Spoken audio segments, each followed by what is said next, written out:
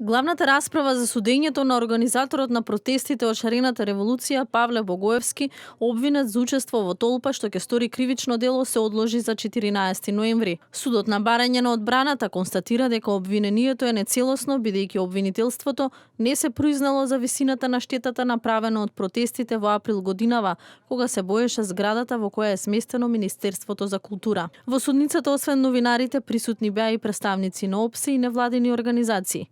На почетокот обвинителот прочита за што се терети Богоевски. Повеќе пати кон фасадата на Министерството, кое се води како културно наследство, фрлал балони полни со боја.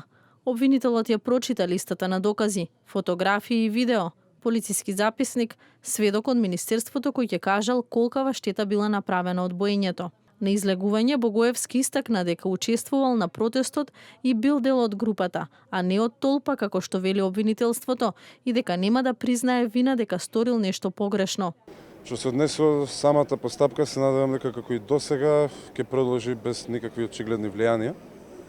Што се однесува до обвинителниот предлог, тоа што можев да го забележам, поготово после рочиштето денеска, не само што е обид за политички мотивиран прогон на луѓе кои што протестираат, туку и беше најблаго кажано катастрофално лошо спремен и правно неиздржан. Адвокатот Сашо Дуковски најави тројца сведоци и исказ на обвинетиот. Побара од судот да го отфрли обвинителниот акт и го нарече нецелосен и нејасен. Без утврдување прецизно на висината на штетата не може да се утврди и да се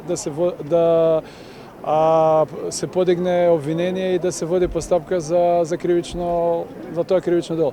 Денес дел од поддржувачите на шарената револуција беа собрани пред кривичниот суд за да ја искажат поддршката за Богоевски. Протестите се случија по одлуката на претседателот Иванов за помилување на 56 политичари. Се манифестираа со боење на објекти, ама и демолирање на канцеларијата на претседателот во центарот на Скопје, зашто пак судот условно ги казни Никола Ризанов и Филип Наковски, откако ја признаа вината. За истото дело одговараат и членовите на Левицата, Здравко Савевски, Владимир Куновски.